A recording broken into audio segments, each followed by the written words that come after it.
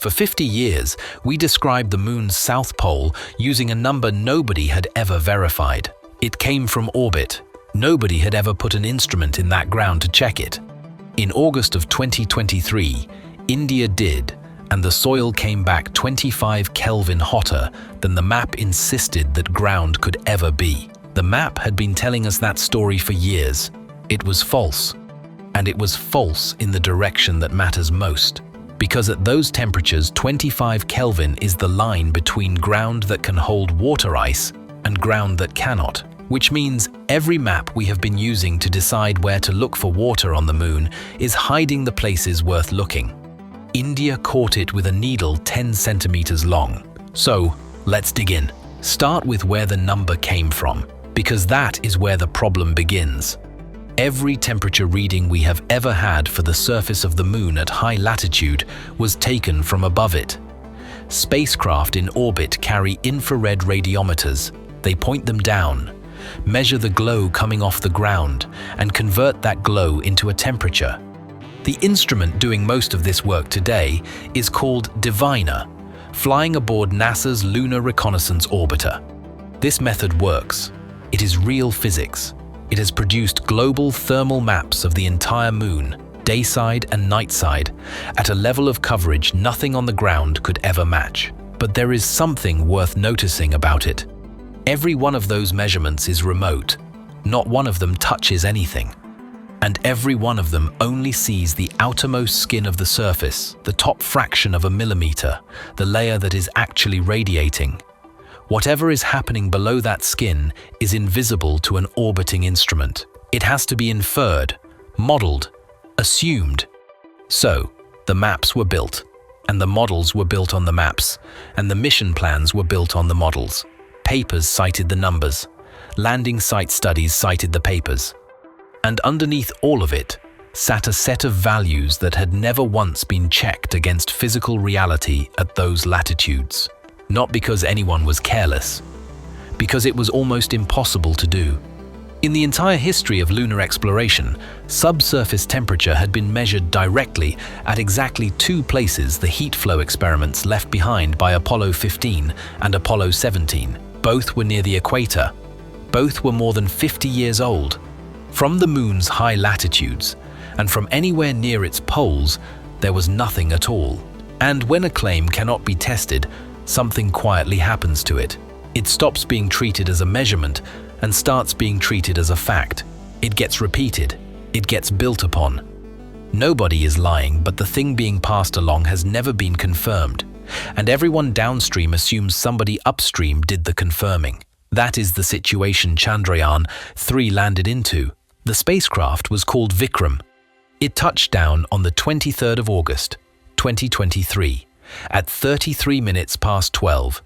Universal time in the southern highlands roughly 69 degrees south, 32 degrees east. The site is now formally named Stashio Shiv Shakti. It sits in the plains between craters, southeast of an old crater called Manzinus, in a region where no spacecraft had ever soft landed. India's lunar program had begun 15 years earlier. Chandrayaan-1 launched in 2008. Chandrayaan-2 followed in 2019, carrying an orbiter, a lander, and a rover. The orbiter reached the moon and is still returning data today. The lander did not achieve a successful landing. Chandrayaan-3 was the second attempt at the same thing. Same idea, same instruments, same part of the moon. This time it worked, and Vikram came to rest with a maximum tilt of 6 degrees relative to the local horizontal, at a moment when the sun was only 8 degrees above the horizon. Bolted flat against one side panel was an instrument called Chaste Chandra's Surface Thermophysical Experiment, built by a team led by the Space Physics Laboratory at the Vikram Sarabhai Space Center, working with the Physical Research Laboratory in Ahmedabad. Its entire purpose was to answer a question that sounds too simple to require a spacecraft. How hot is the moon? 10 centimeters down. Nobody had managed it before, and there was a reason. Pushing anything into an alien surface is one of the genuinely hard problems in planetary science, and the record was discouraging. The European Space Agency's Philae lander carried a thermal probe to a comet. NASA's InSight mission carried one to Mars. Both used a hammering mole designed to pound its way downward. Neither reached its intended depth. Philae's landing position was wrong, and InSight's mole was defeated by the recoil of the surface itself. So the CHAST-E team did not hammer, they pushed. The probe is a hollow composite needle with a conical titanium tip. 10 platinum sensors run down its length, numbered 1 to 10, spaced 6 millimeters apart near the top and 17 or 18 apart near the bottom. A ball screw mechanism, a rotating shaft converting spin into slow linear motion, drives it down. Slow was deliberate. Drilling would have destroyed the thing they were trying to measure. The probe body is a syntactic foam of cyanate ester and epoxy, reinforced with glass fiber, microballoons and cork, chosen because it is strong enough to be forced into the ground while conducting almost no heat itself. A metal probe would have carried heat along its own body and contaminated every reading. And here is the detail that tells you what kind of problem this was. CHAST-E had no touchdown sensor. Nothing on the probe could tell the team when the tip reached the surface. No switch, no contact pad, no signal. They were driving a needle into ground they could not see from 250,000 miles away, with no direct way of knowing when it arrived. So they used the only thing they had. They watched the temperature. The probe had sat in sunlight for hours and was warm. The soil was not. They drove it down in steps and stared at the bottom sensor, waiting for the number to fall. When the tip met the regolith, heat began draining out of the probe into the ground, and sensor 10 dropped from 303 Kelvin to 269 in 3 minutes. That fall was the touchdown signal. Then the next sensor fell. Then the next. 10 sensors registered the cold in sequence as they slid under the surface. They found the ground by feeling it go cold. The first push ran 45 minutes and reached 90 millimeters. The next day, a final 2-minute push took it to 100, give or take 3. To the best of anyone's knowledge, CHAST became the first experiment to demonstrate that a planetary thermal probe could be deployed by pressing it into the ground rather than hammering it. And then it sat there, in the dark, under the dust, and measured. For the next week, the sensors reported once per second, roughly 150 hours of continuous data from 10 depths, through the lunar morning, through local noon, into the afternoon. The first release told a simple story, and it went around the world. At the surface, the ground was between 40 and 50 degrees Celsius. Warm, the temperature of hot sand. 80 millimeters below that surface, it was around -10 degrees Celsius. 8 centimeters, about the width of your palm, and across that distance, the ground went from a summer afternoon to a domestic freezer. The moon holds a 50-degree cliff inside a layer thinner than a paperback book. The peer-reviewed analysis that followed refined those numbers, and refined them upward. Once the raw readings were corrected, and we will come to why they needed correcting, the peak surface temperature came out at 355 Kelvin, about 82 degrees Celsius. The measurement uncertainty was half a Kelvin. Half a Kelvin. This was not a noisy instrument, and 355 Kelvin is too hot. For this exact location, Diviner's number was 330 Kelvin, with an uncertainty of about 25 Kelvin apart, measured a second way against the regional average across the surrounding area. The gap opened to 50. 2 numbers for one patch of ground, and they could not both be true. One of them had been in the scientific literature for years. The other had been in the actual dirt for 8 days. The rest of this story is the investigation into which one was lying, and what it cost us that nobody had checked sooner. To understand what happened, you need to understand the material the needle went into. The moon is covered in crushed rock called regolith. It is not soil in any sense we would recognize. Nothing grew to make it. No water binds it. No weather sorts it.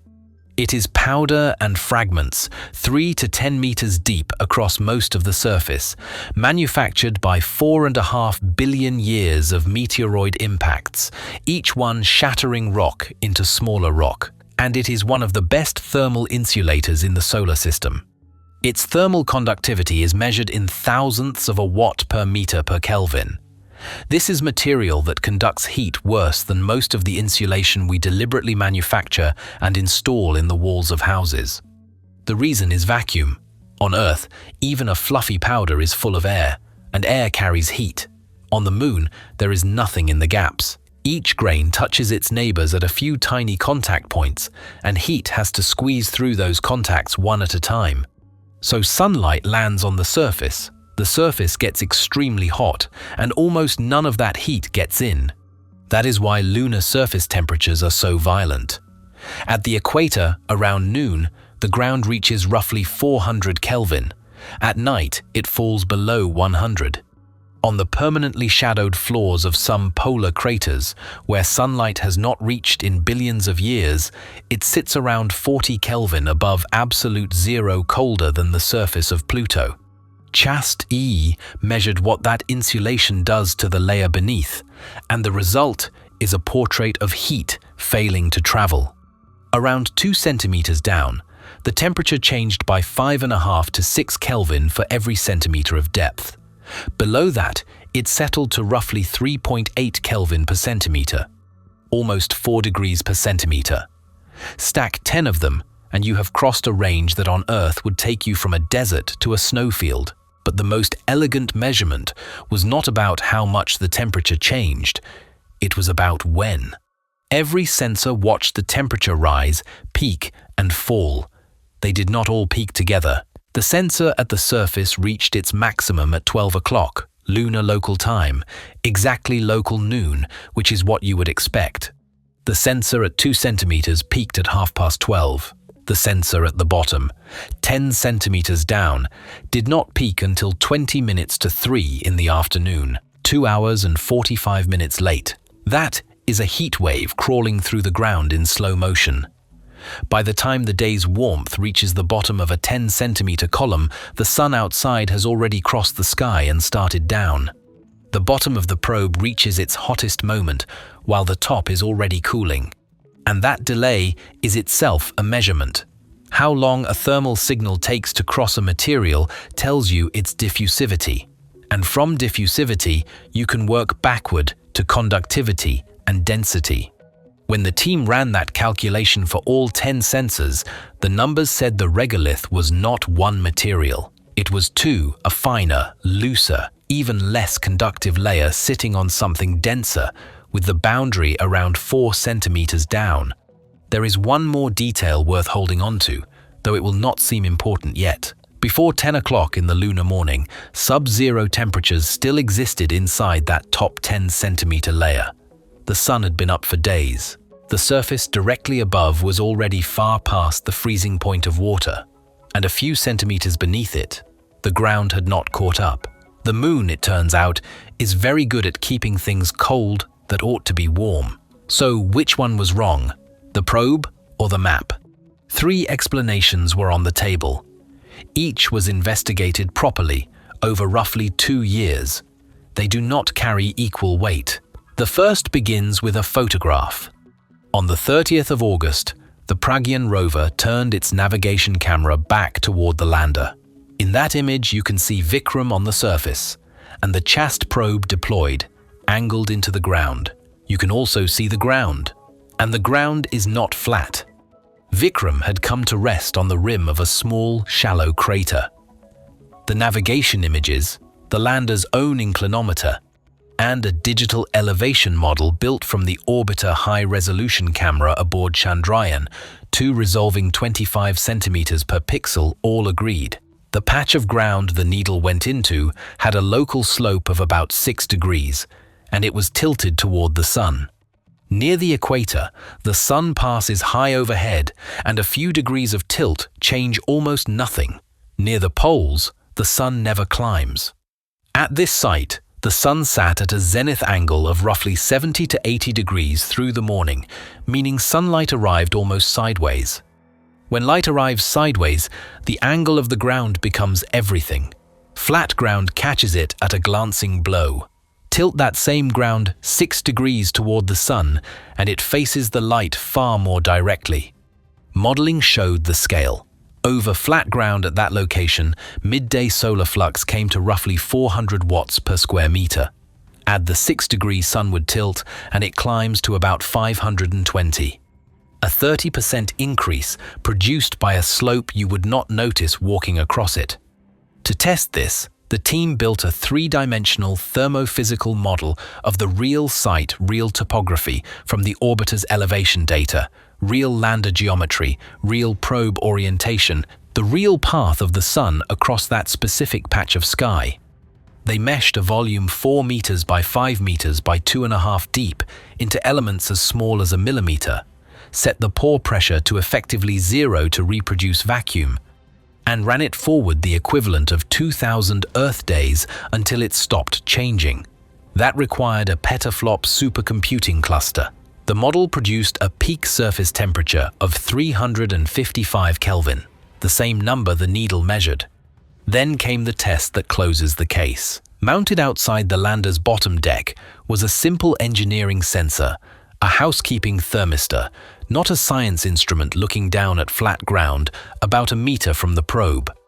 That sensor measured a peak of about 320 Kelvin, 1 meter away, 35 Kelvin cooler, and the model, run for 0 slope at that spot, predicted 332, which sits neatly alongside the orbiter's 330. The second explanation is that the lander itself was cooking the ground. A separate analysis of the same dataset argued the slope alone could not close the whole gap. Adding the 6-degree tilt to their model raised the prediction by about 20 Kelvin, leaving roughly 25 unexplained. Their candidate was Vikram, a large metal object in direct sunlight, a meter away, with a body temperature ranging from 290 to 350 Kelvin, radiating somewhere between 400 and 750 watts per square meter. Some of that goes downward. The insulation on the underside reflects sunlight and surface heat back down as well. That team concluded the energy reaching the ground at the probe's location was about 40% higher than sunlight alone could deliver. 2 research groups, 1 dataset, 2 different weightings of the same physics. Both agree the needle was reading real heat. They disagree about where all of it came from, and that has not been fully resolved. The third explanation is the strangest, because it is the instrument accusing itself. During the first descent, the bottom sensor recorded the temperature at every depth it passed through. That gave a clean profile taken by 1 sensor in sequence. Immediately after the probe stopped, all 10 sensors reported at once, giving a second profile of the same column. The 2 profiles did not match. The probe, by being in the ground, was changing the ground. Its material has higher thermal inertia than the powder around it. Smoothing out swings the regolith alone would feel sharply, so they went into a lunar simulation chamber. A flight-identical probe, identical electronics, a column of Indian lunar highland simulant sieved to grain sizes between 40 and 250 microns, pumped down toward vacuum, lit by an adjustable halogen lamp. And, buried alongside it, a second independent set of 10 reference sensors at exactly the same depths. The probe's sensors read consistently cooler than the reference sensors. Every run, every illumination setting. So they modeled the probe itself down to the bonding material and ran the simulation twice, once with the probe present, once with nothing there. The ratio between those results gave a correction factor for each depth. That correction is why the published figure is 355 Kelvin rather than the raw numbers released in the first days. The instrument measured, then measured its own influence, and subtracted itself. The needle was right, the map was wrong, and the map was wrong, in a way that is more uncomfortable than a broken instrument. Diviner resolves the lunar surface at roughly 240 meters per pixel, Everything inside that pixel, every slope, every crater rim, every shadowed hollow, every sunward face is blended into a single number. The map was reporting the honest average of a landscape that does not have a single temperature. That is the lie. Not fabrication, not error. A number that was true of nowhere in particular, presented as the temperature of somewhere specific, and repeated for decades because no one had the means to contradict it. And the models built on top of it did not agree with each other either. Before CHAST existed, published thermal models predicted surface temperatures at around 70 degrees latitude of roughly 290 to 300 Kelvin, or 268 to 275, or 300 to 320. That is a spread of more than 50 Kelvin between models. The gap that caused all this trouble was no larger than the disagreement the field already had with itself, and nobody had the ground truth to settle any of it. At the equator, this barely matters. The sun is high, geometry is weak, and the averaging is close to the truth. As you move toward the poles, the sun drops toward the horizon, and terrain begins to dominate. Which means the region of the moon we understood least well is precisely the region where local ground matters most. And it is, by no coincidence, the region everyone now wants to go. Now go back to the 6 degrees. A slope tilted toward the sun at high latitude runs 30 Kelvin or more hotter than flat ground. That is the finding. But a slope is a two-sided thing. If leaning 6 degrees toward the sun raises the temperature that much, leaning away must lower it comparably. A poleward-facing slope receives sunlight at an even shallower angle, absorbs less, and stays colder, permanently colder than any averaged map would ever show. And that is where this stops being a story about a measurement error. Water ice is not stable on the moon at just any temperature. It sublimates straight into vacuum, and the rate depends almost entirely on temperature. The thresholds are known reasonably well. For ice to be cold-trapped and held indefinitely, surface temperatures need to be around 110 to 114 Kelvin. There is a subtler mechanism too. If the daily maximum rises above about 120 Kelvin, while the average across the whole cycle stays below 105, water molecules get pumped downward, driven off the surface in the warm part of the cycle, and driven into the subsurface, where a layer of dry regolith acts as a lid. Buried under a few centimeters of that superb insulating powder, ice survives where surface ice could not. This is why permanently shadowed polar craters have dominated every plan. Their floors never see sunlight. Anything that reaches them stays.